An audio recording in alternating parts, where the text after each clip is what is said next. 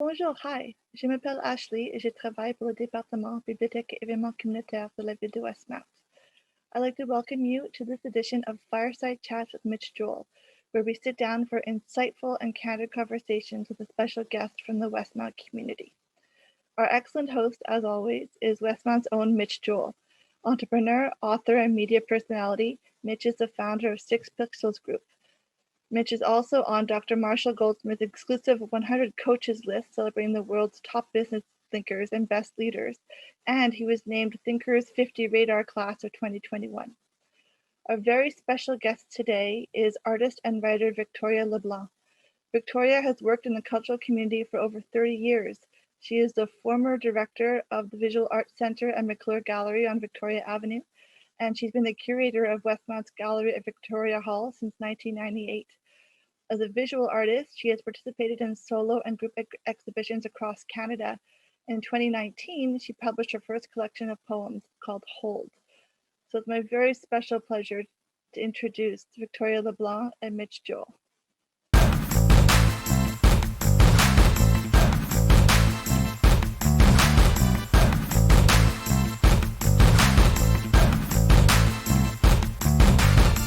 Well, thank you so much. I'm super excited to be here today with my very special guest. I'm going to add her in right now. And, the magic of technology. There's Victoria LeBlanc. How are you? I'm great. How are you, Mitch? I'm great. I first heard your name because of your work as the executive director at the Visual Arts Center. Give us an update. Are you still there? Are you not there? Tell us what's going on in your world. I'm not there. And I think for everybody at the Visual Arts Center, it's a good thing I'm not there right now because crossing my T's and dotting my I's and all the little protocols that the new director large protocols that the new director has to deal with, I would find extremely difficult. I was the executive director of the Visual Arts Center in McClure Gallery from 1996 to 2021. And so 2017, excuse me, for 21 years. Okay. And it was just a fabulous experience. And it brought me into the Westmount community. And from there, I ended up also curating the City of Westmount Gallery, which happens to be called the Victoria Hall Gallery. Right. We know it very well because it's very in proximity. It's in proximity to our library. Yes. We're yes, attached by hopefully what will be one day a brand new greenhouse filled with joy and beauty there as well. Well, people used to walk through from the gallery, through Right. the greenhouse into the library, a real cultural hub, and walking through that sphere of beauty, which was the greenhouse. So everyone's really looking forward to having that back. Yeah. And I don't even know if people realize how we're having the recreation center in the back and the park, that we have this really interesting campus in Westmount, and that hopefully we'll be able to connect all of those pieces. Talk a little bit about your role as being a curator for the City of Westmount, because that's a really fascinating role that I didn't even know existed until I started preparing for our conversation today. You didn't know the gallery existed, or you didn't know that there was a curator? I didn't know that the City of Westmount has a curator, and I thought that was a really cool thing to have for a city. Well, actually, it's a very funny story about how I became the curator, so I'll just go there for a minute. I was at the Visual Arts Center, and I was the director there. But, I'm a hands-on person. I'm an artist, and I'd done curating before. So while at the Visual Arts Center, there was already a curator for our gallery, and I was always itching to get down into the gallery and, get my hands dirty, so to speak. And then they, after the renovation at Victoria Hall, they decided to open a gallery. And they interviewed several people, and they all said, oh, it's too much light from all the light above, and the paper won't handle it, and the floor's too busy. And then they asked me to go over, and I thought it was the most spectacular place, like an old European castle that had been transformed into a gallery. So I was very excited about it, and they offered me the job. So when you're curating a show, you're curating an artist. First of all, there's the gallery selection committee, and I sit on that. So it's the community that chooses the artists. Artists in the community are on the committee, and I'm there to sort of talk them through the dossiers. And then once they've chosen the artists for the season, we do it on a season basis, Then I call the artist and get together with them, go to their studio, just talk about their work, help them choose and put the thing together.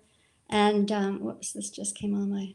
And write a press release and then hang the show sort of so that it all works well together in the space.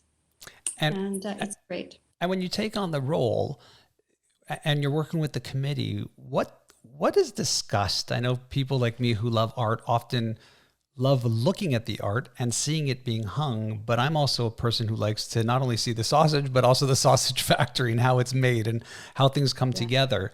Talk a bit about what conversations happen in order to get us to a place where we have a vernissage and an opening and all of this beautiful art. Are we talking about specific themes? Is it specific artists that are intriguing? What makes an event happen? That's a really, really interesting question because there's several factors. And one of the things about any gallery is you want over any given season for there to be a certain, texture. So maybe you'd want to have painting, but not 4 paintings in a row and then 3 photographies, but you'd want to spread it out so there's a different texture as you weave through from the fall to the summer. So you're looking at that, and you're also looking at artists. Some artists are very experienced, and Westmount is extremely fortunate to have so many seasoned artists, well-known Montreal artists, Quebec artists, and then a lot of really good younger, not as experienced or so-called professional artists. So there's lots to choose from. So we try to weave in a very experienced artist, maybe an abstract painter, with somebody who does more paysage or landscape. And one thing that's really important to note about the Westmount Gallery is that as a municipal gallery, most galleries have artists from throughout Montreal, the whole city, applying to their gallery for shows. They may have a couple from their particular community, but Westmount's really quite unique in really catering to the Westmount community. So that's something that is, of course, always taken into consideration in the selection. Is it surprising to you, the robustness of artists within our very small community? I guess it isn't, because Westmount is a very cultured community. There's lots of writers, poets, fabulous photographers, Gabor Szalasi being one. So it doesn't surprise me that people would be interested in culture. And I do have to say, there was quite an overlap between running the Visual Arts Center and also teaching there, and the Victoria Hall Gallery, because we had a lot of people coming to the Visual Arts Center studios to study, beginner, intermediate, and then advanced, who became really stellar artists. And they would sometimes study on and off for 20 years. And those students / artists became really good artists and ended up applying at Victoria Hall and getting shows. So often for me, curating those, some of them I'd had as students, and they were just fabulous. And it was great because Westmount had a showcase for them. Not a lot of communities have that. So, and it's really a stellar gallery. The space is magnificent compared to any municipal gallery. It's amazing also to me, understanding in the limited ways I do your career. And I want to talk a little bit about that, because we talked about you being the executive director at the Visual Arts Center, your work as a curator and curating other artists, but you are an artist, and you're an artist that plays in a handful of interesting spaces from my purview. Can you talk a bit about your origin story, as it were, in terms of being an artist? Yeah, I have always been torn between writing, poetry, and painting. And I studied both, got my master's degree in writing, but continued to study art on and off. In London for a bit, and then in Toronto at different alternative schools, and ended up having quite a good career as an exhibiting artist in Toronto with a major gallery. And but at the same time, I had to earn a living. Most artists don't earn their living through their paintings alone. So I ended up being, believe it or not, a political speechwriter at Queen's Park. All three Wow. different parties. So the speech just had to be nuanced a little bit depending on what party you were. That's amazing. And then I came back to Montreal because I met my husband at the time, and I got pregnant. And after I had my child, I was still painting and showing in Toronto, but I ended up teaching at McGill, teaching writing at McGill. And I had started my PhD in visual literacy. But then I separated, and I sort of started thinking, well, maybe I'd like to get back in the arts community and something more full-time. And then the opening came up at the Visual Arts Center. It was a perfect job for me because it was the arts community. I studied there myself in 1974 for a year, and I just loved the community. I love everything about it, the people, the energy, the fact that it is really connected to community, and it's very connected to the Westmount community. So many of our students come from Westmount. So that was my journey. And now I'm back painting and writing. Right. So was there a gap in between your own personal creative process because you were working professionally, or were you writing and painting the whole time as well, just not showing? What was it? What was your art life like? Well, it was a little bit curtailed. I mean, how could it not be? It's a big job running the Visual Arts Center.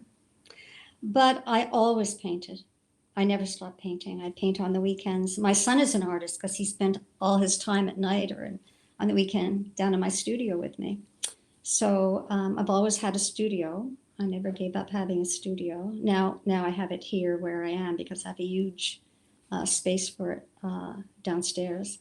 And so now I'm back into it much more full time. It's one of the reasons I left the Visual Arts Center, because I thought I just can't hold back anymore. So it's really interesting to me when I meet artists who do more than one thing, let alone it being poetry and painting, which are very different ways. It's different if you're doing watercolors and oil or pastels than poetry. Can you talk about how inspiration works for you? What do you know as a painting versus what do you know as a poem? Well,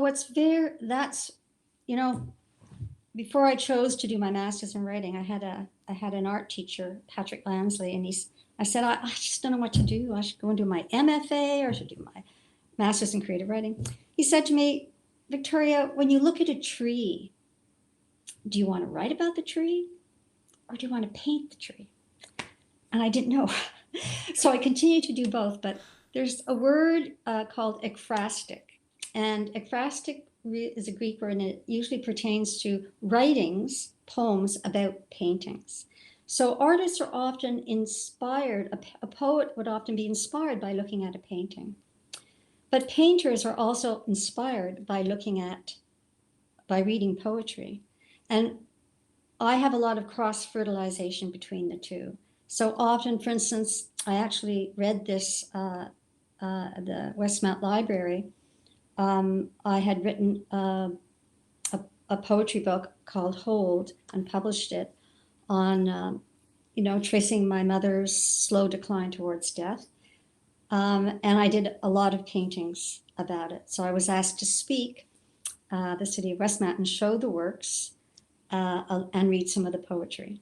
And so right now I'm kind of working a little bit like that too, on a completely different theme, which has to do with the river. Poetry's made an interesting re-entry into our society because of Amanda Gorman. That poem woke the world up. But he was fantastic. Fantastic. And I'm someone who's always loved spoken word. So the alignment between spoken word and poetry is obviously very, very close. And watching that performance and then watching her books, which have yet to be published, race up to the top, and then she was on the Super Bowl halftime or what have you. Do you reflect on these moments as potentially seeing a resurgence or interest in poetry? Because poetry has always been an interesting form of literature, one that's highly respected, highly regarded. There are fans of it, clearly. But it does seem to also be a genre that has a level of popularity and then comes back.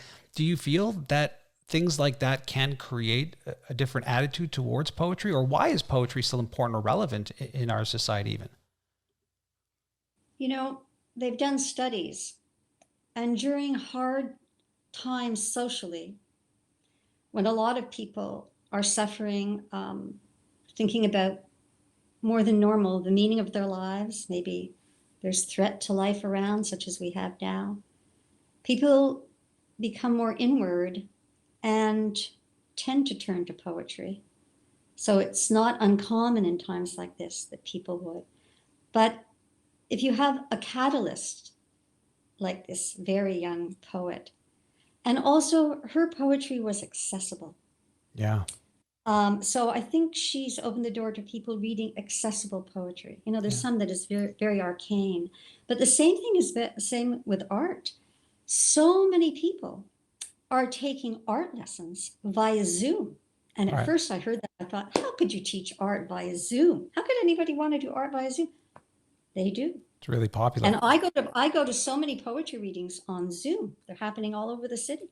Yeah, I think we're doing some at the Westmount Library too. I believe there's some writing circles and readings. That's right. Yeah, it's an amazing thing to think about, also as a form of literature, because there's something creative about the limitations. Although one could argue it's probably limitless in how you do it, but the structure and form is quite unique. And it always makes for an interesting way of writing it and then talking about it, performing it, having people come together and share it. What keeps you interested in writing poetry in these times? What's inspiring you? Well, one thing I just was reading yesterday or talking to another poet about is poetry is where, you know, you're condensing the words, fewer words than in a book of fiction. You're condensing the words to expand the meaning.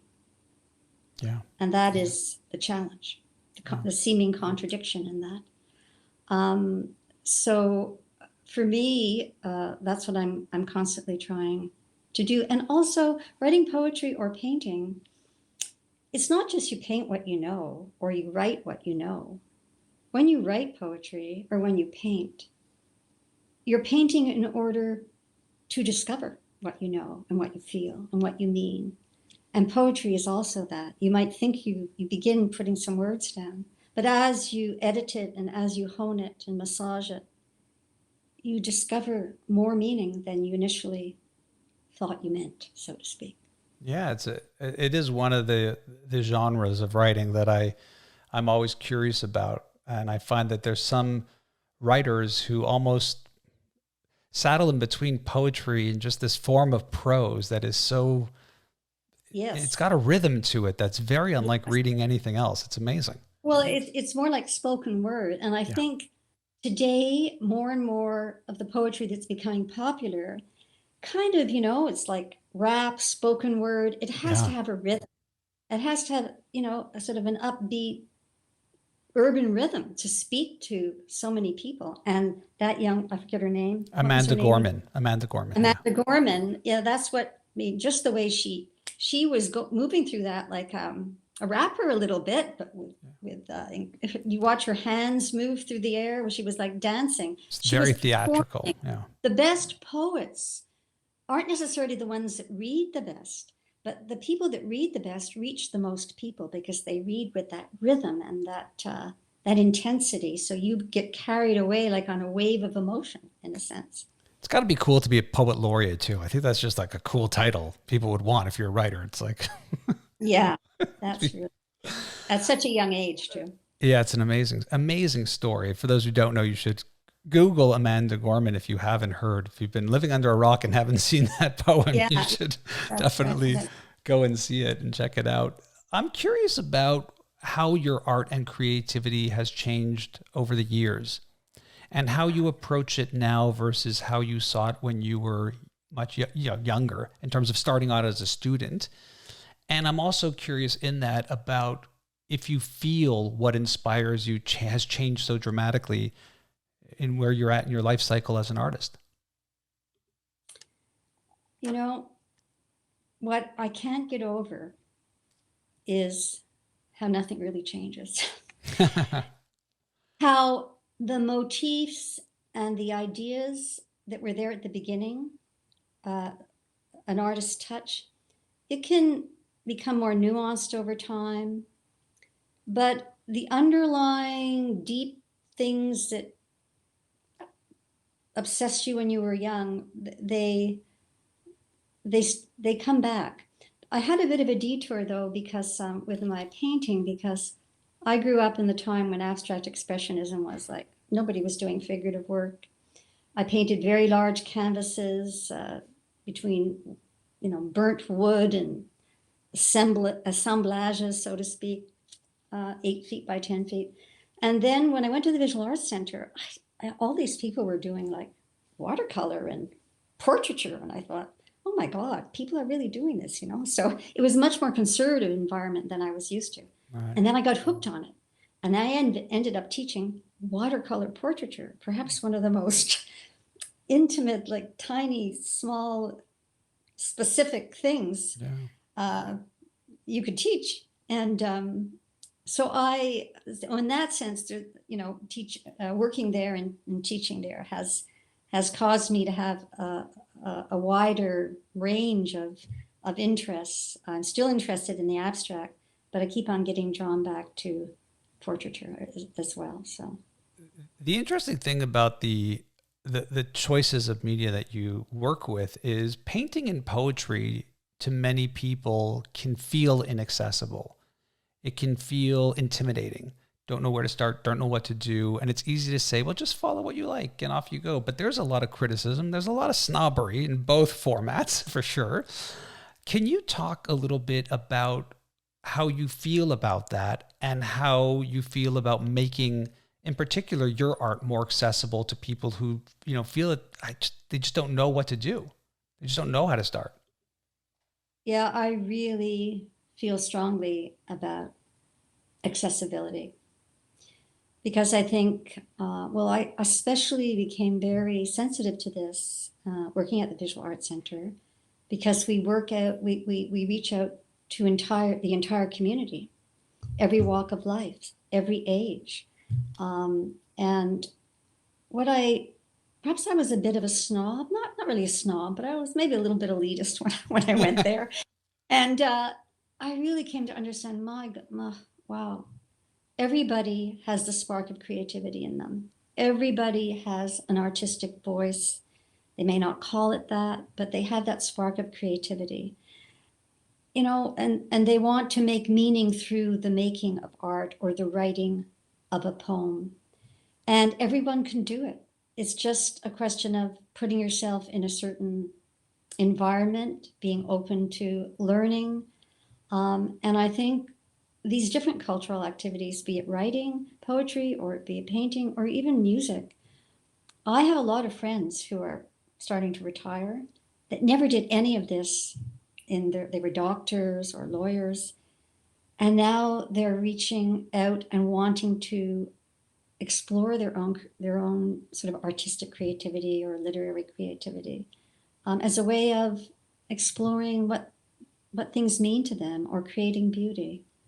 So I think it's really important to talk about that whole idea of accessibility rather than things remaining too esoteric. But in art, as in poetry, there's a wide range. You can be like a heavily intellectual person and find your quartier, so to speak, your group.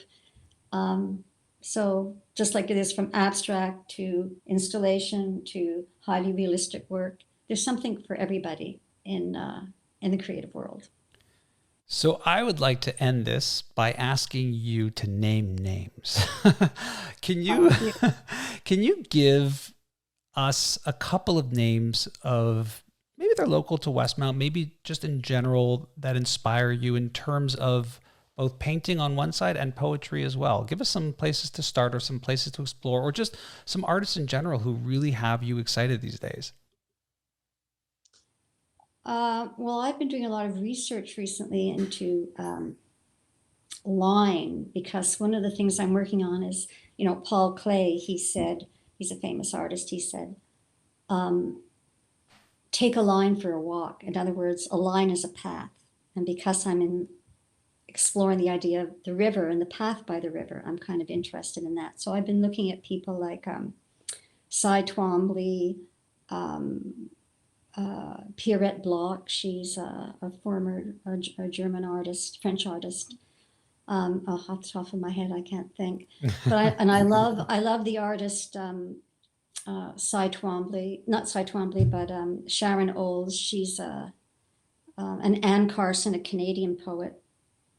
So those are some of the people that I really love. And is there anybody local? Who doesn't love Rumi? But local.